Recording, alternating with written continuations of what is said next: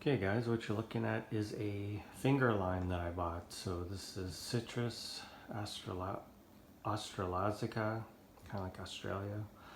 And it is found in Australia in the subtropical and tropical forests as an understory shrub.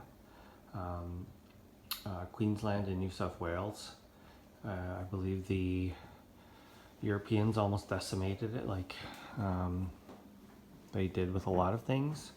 But this has become a very popular plant, especially with chefs, because it produces long, kind of finger-shaped limes, and sometimes they're green, sometimes they're reddish.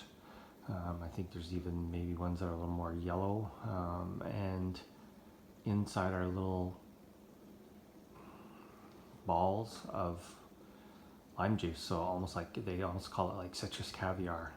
So it's used a lot in cooking, and these things like a lot of sun.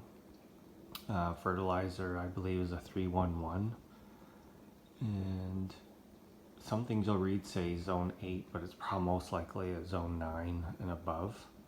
I'm going to keep this one in a pot actually, and bring it inside for the winter, the winter months.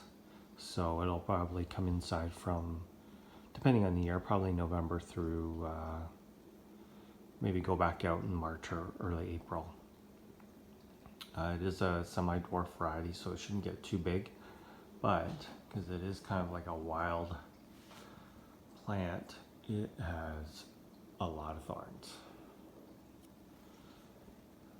But apparently these will produce from a very small size, so even a tree like this should produce quite a lot. And they seem to be a little bit more difficult to get. I think there's just a lot of popularity surrounding them right now. Whenever I see them, they're quite expensive and they're gone right away.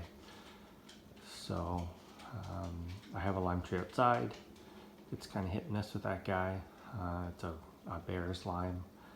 And so we're going to try this one just to see how it does, and I'm hoping that maybe this one doesn't suffer from scale so much like the other ones do, because those other ones always get scale really terribly, or at least for me they do. So, and you can see here they are grafted, so there is the graft. So this is on a hardier stock. It's probably the bitter orange, I would assume. That seems to be the one they use for all of them. So when you plant it, you want to make sure the graft is well above the soil line, because you don't want this sending out any new growth. You want all the growth to be on the actual, finger lime section. You can see very, very little leaves, very small leaves on these, not like a, kind of like a normal. This one's a little bit bigger, kind of not like your what you're accustomed to seeing. And